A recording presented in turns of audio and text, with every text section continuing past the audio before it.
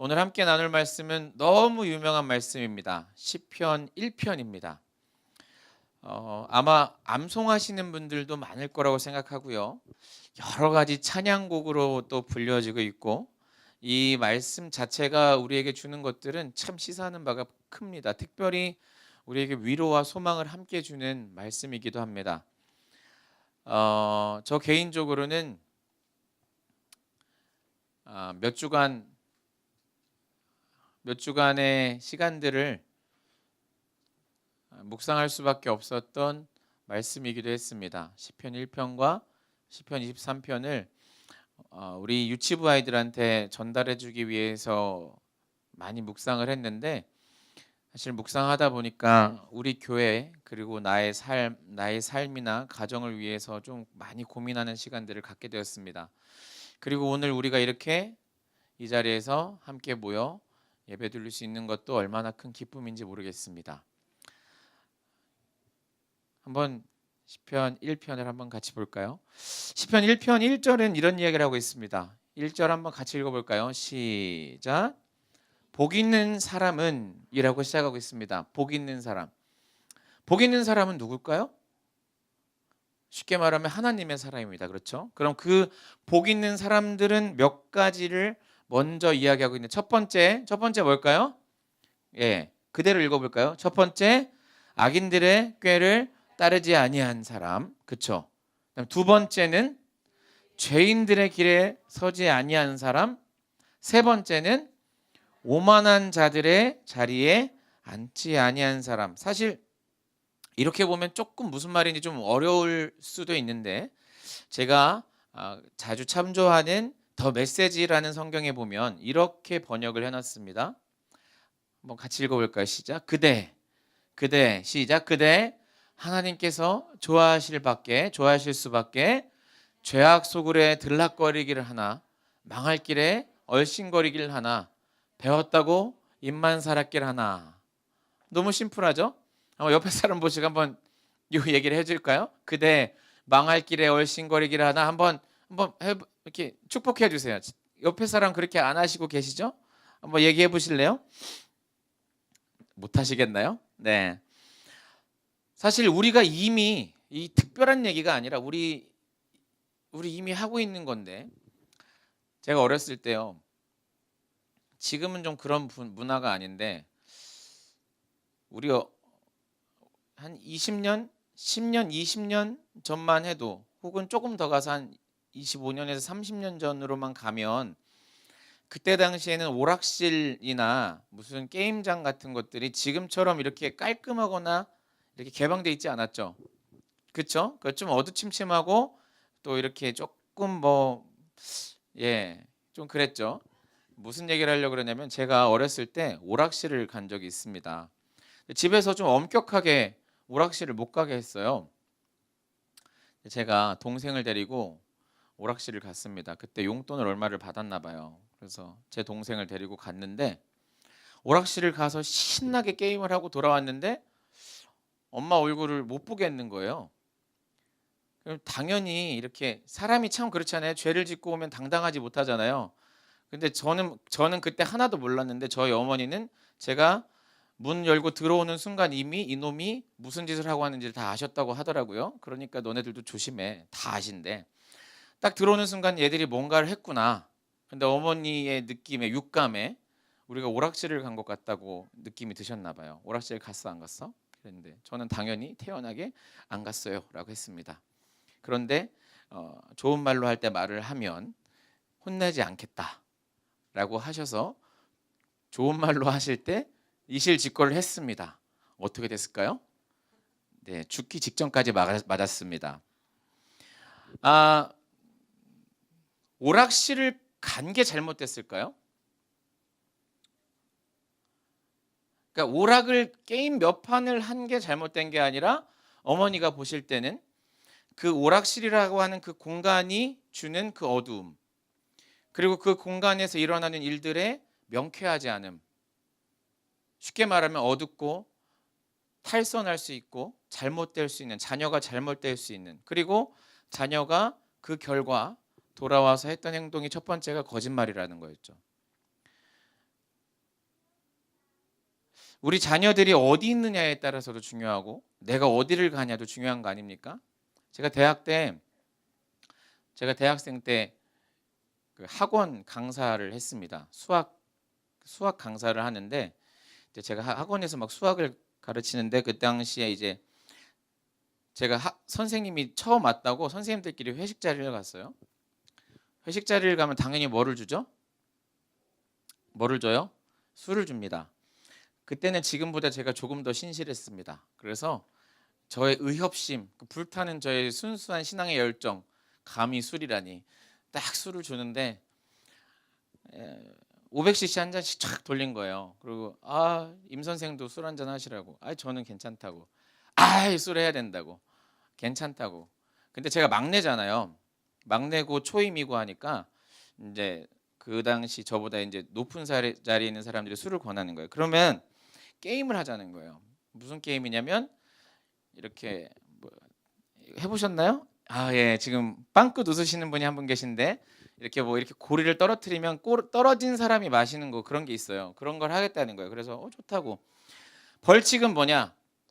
벌칙은 500cc 한 잔을 먹는 건데 만약에 벌칙을 제가 걸리면 너는 술을 안 먹겠다고 했으니까 뭐를 먹으냐면 너는 얼음물 500cc를 먹으래요.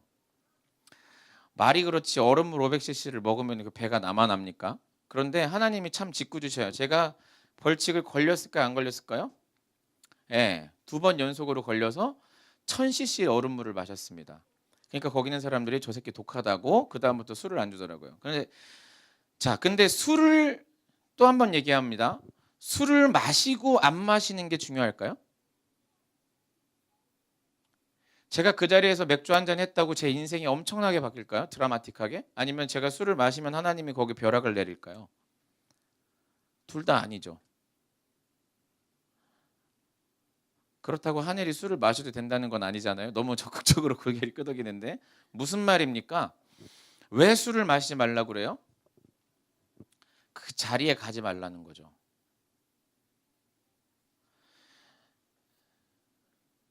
내가 지금 하고 있는 것들이 어떤 일이냐? 내가 지금 살고 있는 삶이 어떤 삶이냐는 그 사람이 어디 있느냐로 고민해 볼 수 있을 것 같습니다. 지금 성도님들은 어디에 계십니까? 우리는 장소에 대한 개념을 너무너무 희박하게 생각해요. 그런데 성경에서 복 있는 사람에 대해서 가장 처음 이야기하는 단서는 뭡니까? 악인들이 꾀하는 자리에 있지 말라는 거예요. 그리고 악인들의 길에 서지도 말라는 거예요. 내가 지금 하고 있는 것들이 어떤 일이냐? 내가 지금 하고 있는 나의 발자취가 어떤 거냐는 지금 당장은 모르는데 30년, 40년 혹은 내가 죽은 뒤 아니면 짧게는 1년, 2년 뒤에 내가 지나온 궤적을 보면 알게 됩니다. 그래서 제가 우리 아이들한테 부탁하는 거, 제가 청소년 아이들한테 매일 부탁하는 건 뭐냐면 얘들아 와서 놀아도 되고 자도 되니까 제발 교회에 와 있기만 해줘라 아닐까요? 왜냐하면 내가 어디 있느냐만큼 중요한 것은 없는 것 같습니다. 한번 생각을 해보세요. 지금 이 시간 똑같은 시간에 노래방이 있어요. 그럼 노래방에서 찬송가 1599번은 주는 나의 목자시오 그거 나오면 노래방에서 신나게 노래방에서 찬송가를 부르고 노래방에서 당신은 사랑받기 위해 태어난 사람 탬버린 흔들면서 맥주 한잔 하면 이렇게 한다고 하면 그것에 성령 임재하십니까? 아니죠. 그게 장소가 주는 위력입니다. 아멘. 그래서 정말 목숨 걸고 하셔야 될 건 뭐냐면 어디에 있느냐. 우리 아이들이 어디에 있느냐? 내가 지금 어디에 있느냐가 제일 목숨 걸어야 되는 겁니다. 그게 첫 번째입니다. 우리 옛날 고사성어 중에 고어들 중에 혹은 옛날 말 중에 이런 말들이 있어요. 우리 속담에 바늘 도둑이 소도둑 된단 말이 있어요. 뭐예요? 처음 시작했던 것은 작은 것 같았는데 가보니 큰 거예요. 금묵자학이란 말이 있습니다. 무슨 말이에요? 흙을 가까이 하면 먹을 가까이 하면 내게 검은 것이 묻는다. 맹모삼천지교란 말이 있습니다. 무슨 말입니까? 맹자 어머니가 애들을 처음에 애들이 어디에 있었죠? 어디에 있었죠? 처음엔 장례식장에 있었잖아요. 그러니까 아들이 맨날 뭐예요? 애들이 맨날 이것만 하고 있는 거예요. 그래 안 되겠다. 옮겼어요. 어디로 옮겼죠? 어디로 옮겼죠? 시장으로 옮겼어요. 시장 옮겼더니 뭐예요? 장사를 하는 거예요. 장사하는 걸 따라하는 거예요. 여기도 안 되겠다. 그래서 마지막에 우리가 어디로 옮겼다고 얘기를 듣고 있죠? 네, 뭐 서당으로 옮겼다고 뭐 이렇게 순화시켜서 말하는데 아무튼 관리들이 있는데 근처로 옮겼더니 자녀가 책을 보기 시작했다는 겁니다. 장소가 주는 위력입니다. 성경에서는 장소가 주는 위력에 대해서 충분하게 설명하고 있는데 특별히 설명하고 있는 부분이 하나 있습니다. 요한복음이 있는데 요한복음 15장입니다. 요한복음 15장 4절입니다. 한번 읽어볼까요? 요한복음 15장 4절 시작. 내 안에 거하라. 아멘. 누구 안에? 내 안에 거하라. 이어서 나도 너희 안에 거하리라. 가지가 포도나무에 붙어 있지 아니하면 스스로 열매를 맺을 수 없음 같이 너희도 내 안에 있지 하면 그러하리라. 아멘. 아멘. 내 안에 거하라. 뭡니까? 장소입니다. 여러분, 우리는 이것들을 좀 무시하는 경향이 있어요. 어딜 가든 뭐 하든 내 마음이 중요하지 내 행동이 중요하지 아니에요. 그것만큼 중요한 게 내가 어디 있느냐입니다. 내가 어디 있느냐. 다시 한번 읽어볼까요? 4장 4절 1 제일 초반 시작. 내 안에 거하라. 나도 너희 안에 거하리라. 5절 읽어볼까요? 나는 포도나무여 너희는 가지라. 포도나무이며 가지인 우리의 모습. 포도나무 가지가 포도나무에 붙어있지 아니하면 6절 볼까요? 시작. 사람이 내 안에 거하지 아니하면 가지처럼 밖에 버려져 마르나니 사람들이 그것을 모아다가 불에 던져 사르느니라. 아멘. 저는 그래서 우리 친구들한테 이런 얘기를 합니다. 거함의 법칙. 따라해볼까요? 거함의 법칙. 다른 책에서 나오는지 모르겠는데 저는 모르겠고 아무튼 제가 만들었습니다. 거함의 법칙은 뭐냐? 내가 어디 있느냐. 아이들한테 정말 부탁하는 거예요. 우리 학생들한테 얘들아 교회에 있기만 해라. 아멘? 믿음은 어디서 납니까? 들음에서. 내 귀에 뭐가 들어와야 되는 건데 내 귀에 들어오는 것이 맨날 야 부어 마셔 죽어 걔 죽였냐? 게임하고 있고 내 귀에 들리는 것이 무엇이냐? 내 귀에 들리는 것이 오늘도 우리 청소년들 4명이 와가지고 열심히 워den했는데 얘네들이 몇 시간 동안 한 건 뭐예요? 찬양만 열심히 들었어요. 신나게 찬양 듣고 간 이들이 입에서 나올 건 뭐밖에 없습니까? 찬양밖에 없지 않습니까? 근데 이들이 어디 있느냐? 우리 부모님들, 우리 학생들요. 수련회, 교회, 예배 목숨 걸고 갖다만 놓으셔야 됩니다. 정말 갖다 놓으시면 거기서 듣고 말고 놀건 말건 그 친구들이 자기들이 할 일이지만 우리 부모님이 해주셔야 될 것은 그 자리에 갖다 놓는 것이 아닙니까? 그러면 애들만 그러냐? 아니죠. 우리 부모님들, 우리도 마찬가지고 저도 마찬가지입니다. 내가 지금 어디에 있느냐?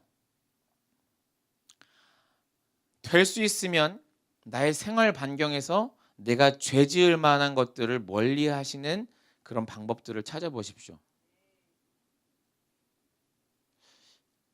여기 거의 다 여자분들이라서 해당이 잘 안 되시는데 남자분들은 야한 동영상이나 이런 음란물이나 이런 것들에 대해서 투명하기가 참 힘듭니다. 그럼 어떻게 하면 됩니까? 컴퓨터를 다 볼 수 있는 데 내놓든지 방법이 있어요. 뭐든 방법이 있어요. 우리 학생들이 휴대폰을 통해서 얼마나 어마어마한 것들을 접하고 계신지 아십니까? 그런데 내가 내 죄를 멀리할 수 있는 방법들을 찾아내서 내 삶에서 그것들을 실천하는 겁니다. 너무 신실하게 사셔서 내가 죄 지으는 게 뭔가 잘 생각이 안 나시죠? 그죠? 나는 너무 신실한데 내 삶에서는 그렇게 거리낄 게 없는데 라고 생각하시는 분들이 여기 대부분 앉아 계셔서 그런지 모르겠지만 내 삶의 습관들 중에서 죄질 만한 것들을 점점 더 멀리 하십시오. 그리고 내 생활 습관을 바꿔나가는 겁니다. 아멘. 아멘. 어떤 목사님들은 이런 분들도 있다고 그래요. 목사님이 아예 그 목사님 자기 집무실에다가 CCTV를 달아놨다고 하더라고요. 그래서 내가 내 컴퓨터에서 뭐 하는지가 다 보이게 해놓고 이 방에 들어오는 손님들이 나와 어떻게 대화하는지, 그러니까 심지어 여자 성도와 1대1로 대화를 해도 상관이 없을 만큼 자기 자신을 철저하게 노출시키는 겁니다. 어떤 목사님들이 그렇게까지 한다고 하더라고요. 무슨 말입니까? 내가 정말 내가 하는 모든 행동들이 만천하에 들어가도 떳떳할 만큼 내 삶을 노출시키는 것, 혹은 내 삶을 떳떳하게 바꿔나가는 것이 하나님과 가까워지는 첫 번째 길이 아니겠습니까?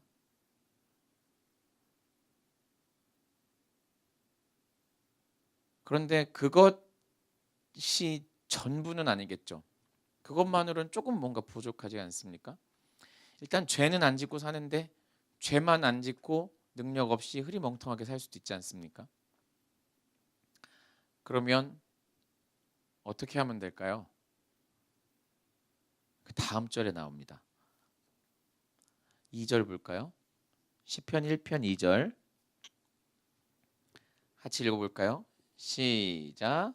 오직 여호와의 율법을 즐거워하여 그의 율법을 주야로 묵상하는도다. 아멘. 심플합니다.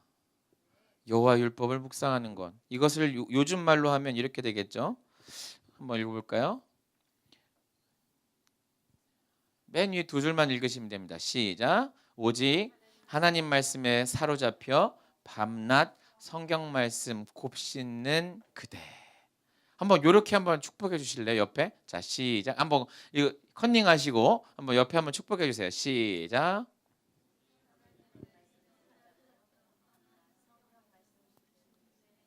아멘. 하나님 말씀에 사로잡혀서 그 말씀을 곱씹는 사람, 이것이 주야로 율법을 묵상하는 사람입니다. 원어적 의미로 봐도 율법을 주야로 묵상하다 할 때 그 묵상이 중얼거리다라는 그런 표현들이 있어요. 진짜로 내 입에 달고 사는 거예요. 뭐를요? 성경 말씀을 달고 사는 겁니다. 그 다음 절 볼까요? 아니요. 그 시편 그 개역 개정으로 3절 볼까요? 시작. 그는 아멘. 시냇가에 심은 나무가 철을 따라 열매를 맺고 그 잎사귀가 마르지 아니함 같으며 그가 하는 모든 일이 다 형통한 것은 그 전제가 뭐라고요? 그 전제가 뭐라고요? 악을 떠나고 뭐를 가까이 하고 말씀을 가까이 하는 인생입니다. 아멘. 왜 내 삶에 능력이 안 나타나냐? 왜 내 삶이 형통이 없냐? 왜 나는 이렇게 열심히 사는데 왜 내 삶에 형통함이 없냐? 말씀이 멀리 있어서 그런 거 아니겠습니까? 죄는 피하고 사는데 죄 안 지으려고 노력은 하는데 야, 술도 안 마시고 담배도 안 피고 정말 노름도 안 하고 내 인생 최대로 열심히 하는데 그거는요 죄 중에 저급죄입니다. 그러면 가장 중요한 죄는 뭡니까? 하나님을 떠난 것이 가장 큰 죄입니다. 그래서 하나님과 가까이 하는 것이 죄를 멀리하는 가장 좋은 방법인데 하나님을 가까이 하는 방법은 제일 좋은 방법 뭡니까? 말씀을 보는 인생이라는 겁니다. 아멘. 말씀을 보는 인생. 여러분 형통함. 그가 하는 모든 일이 형통하리로다 할 때 이 모든 것이 그가 손댄 그가 하는 그가 가는 모든 것이 형통한 사람 혹시 기억나는 사람 있으십니까? 아주 유명한 사람. 그 사람은 하는 것마다 다 형통했어요. 누가 있습니까? 그 사람은 심지어 감옥에서도 형통했다고 그래요. 누구예요? 요셉입니다. 한번 창세기 39장 한번 볼까요? 창세기 39장 3, 4, 5절입니다. 창세기 39장 3절, 4절, 5절 같이 읽어볼까요? 다 찾으셨나요? 같이 읽겠습니다. 그의 주인이 여호와께서 그와 함께 하심을 보며 또 여호와께서 그의 범사에 형통하게 하심을 보았더라. 요셉이 그의 주인에게 은혜를 입어 섬김에 그가 요셉을 가정 총무로 삼고 자기의 소유를 다 그의 손에 위탁하니 그가 요셉에게 자기의 집과 그의 모든 소유물을 주관하게 한 때부터 여호와께서 요셉을 위하여 그 애굽 사람의 집에 복을 내리심으로 여호와의 복이 그의 집과 밭에 있는 모든 소유에 미친지라. 아멘. 형통함, 손댄 모든 것이 형통한 사람 하면은 대표적인 사람이 요셉입니다. 그 사람은 자기 손댄 것만 다 잘 된 것이 아니라 그것도 모자라서 뭐까지 잘 됐습니까? 자기가 섬기고 있는 주인의 집까지 잘 됐습니다. 감옥에 갔더니 감옥이 잘 됐습니다. 그럼 그 형통함의 비결은 무엇이었을까요? 요셉의 형통함의 비결은 무엇입니까? 우리 너무나 잘 아는 이야기인데 창세기 39장 9절을 한번 볼까요? 시작. 이 집에는 나보다 큰 이가 없으며 주인이 아무것도 내게 금하지 아니하였어도 금한 것은 당신뿐이니 당신은 그의 아내임이라. 그런즉 내가 어찌 이 큰 악을 행하여 하나님께 죄를 지으리까. 아멘. 아멘. 요셉의 형통의 근본적 원인, 근본적인 이유는 뭡니까? 그가 어떻게 살았는지를 이 단 한 절에서 알 수 있는 겁니다. 요셉은 뭐였습니까? 요셉의 신분은 노예였습니다. 노예는 노예처럼 살면 됩니다. 주인이 시키는 대로 하면 되고 주인이 하는 말만 복종하면 됩니다. 그런데 이 노예라는 놈이 하는 말을 들어보십시오. 이 노예라는 놈이 그 어마어마한, 자기와는 대면할 수도 없는 그 어마어마한 높은 사람, 지금 우리가 생각할 때 그냥 직원과 사장의 관계 수준이 아니에요. 사장이 직원을 목숨을 빼앗을 수 있습니까? 사장이 아무리 힘이 세도 돈은 뺏을 수도 그 사람 죽이지 못하지 않습니까? 그런데 지금 요셉이 반항하고 있는 이 아줌마는 누굽니까? 보디발의 아내입니다. 이 보디발의 아내는 어떤 사람입니까? 요셉을 죽일 수도 있는 사람입니다. 이 아줌마가 하는 말 그냥 듣기만 하면 인생 평평하게 살 수 있어요. 그런데 이 아줌마가 하는 말에 대해서 그냥 듣기만 하면 인생 평평하게 살 수 있어요. 그런데 뮤트 시켜주세요, PC. 하는 말에 대해서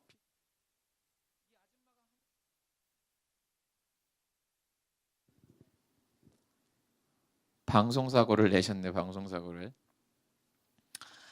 이 중요한 장면에 지금 유튜브 소리가 들어온 겁니다. 다시 시작해야 되잖아. 요셉이 그냥 여기서 죽여봐도 죽을 수밖에 없는 요셉이 감히 이 주인 아줌마한테 하는 말은 뭡니까? 생각을 해보세요. 상상이나 됩니까? 요셉이 하는 말은 뭐예요? 하나님 앞에서 내가 어떻게 죄를 지을 수 있냐, 이런 말이에요. 그럼 요셉의 인생은 어떻게 살고 있는 겁니까? 그의 환경과 그의 조건과 상관없이 누구 앞에서? 하나님 앞에서. 아멘. 아멘. 그럼 우리의 삶에서 하나님 앞에서의 삶은 무엇입니까?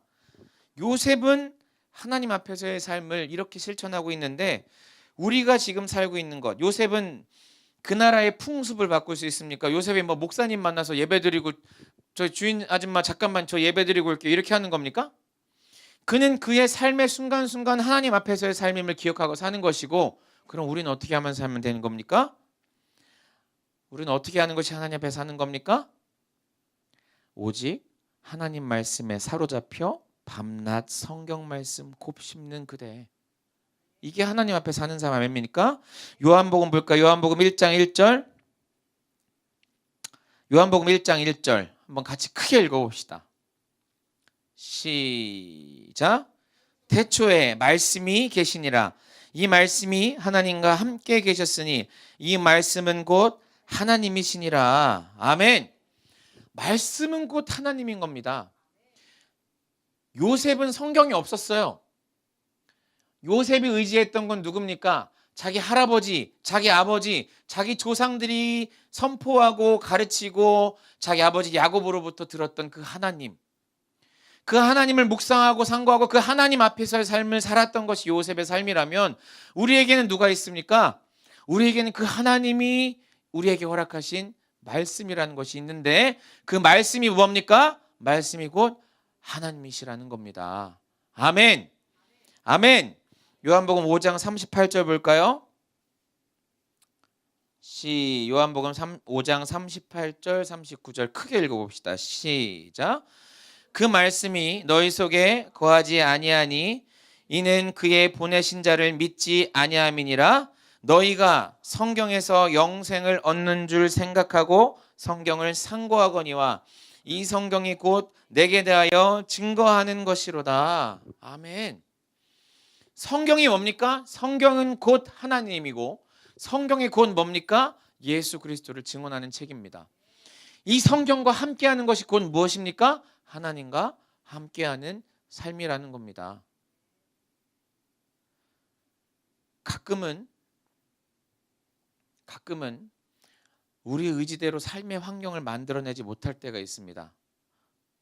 예배에 나와야 되고 내 삶을 바꿔야 되고 가족들과 함께 예배를 드려야 하고 내 삶에서 내 직장에서 예배의 환경들을 주님과 함께 동행할 수 있는 환경들을 만들어야 되는데 그렇지 못할 때도 있다는 겁니다. 그렇지 못할 때도 있는데 그것이 나와 하나님 사이에 아무런 문제가 되지 않을 수 있는 것은 우리에게 말씀이 있기 때문입니다. 아멘. 요셉이 하나님 앞에서 살았던 것처럼 우리는 말씀을 가까이 할 때 하나님과 함께 동행할 수 있는 겁니다. 성경도 한 장 읽지도 않고 어떻게 하나님과 동행을 합니까? 하나님께서 우리에게 허락하신 하나님과 유일하게 동행하는 방법은 뭡니까? 말씀을 통해 그분을 알아가는 겁니다. 여러분, 기도만 열심히 한다? 기도를 열심히 하는 건 좋은데 말씀에 기반되어 있지 않은 기도는 어떻게 됩니까? 방향이 틀어질 수 있어요. 내가 하나님을 알지 못하는데 하나님을 알지 못하고 주여 주여만 하면 어디로 갈 수 있습니까? 산으로 갈 수 있는 거 아닙니까? 기도는 말씀이 없이는 기도는 누구나 할 수 있는 겁니다. 우리 조상들은 뭘 했죠? 새벽마다 정제수 깨끗한 물을 길어다가 물을 놓고 두 손을 빌면서 새벽마다 자녀들을 위해서 가족들을 위해서 기도했습니다. 우리 어머니들은 대상을 알지 못하지만 기도를 했다고요. 중요한 건 뭡니까? 그들의 기도는 하나님을 향한 기도는 아니었던 겁니다. 말씀을 먼저 보고 말씀을 통하여 하나님을 알고 그것과 함께 주님과 동행하며 기도할 때 우리의 삶이 하나님 앞에 서 있는 삶이 될 줄 믿습니다. 그래서 그때 하나님이 허락하시는 시냇가의 신기운 나무와 같은 삶이 우리 삶에 펼쳐지게 되는 것입니다.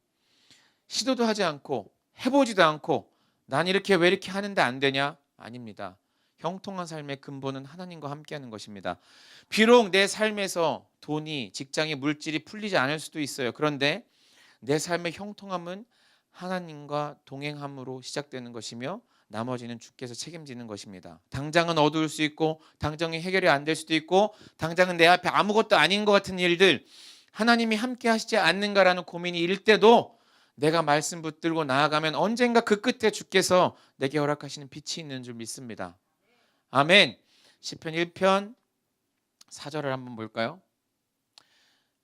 3절부터 읽읍시다. 3절부터 시작. 그는 시냇가에 심은 나무가 저를 따라 열매를 맺으며 그 잎사귀가 마르지 아니함 같으니 그가 하는 모든 일이 다 형통하리로다.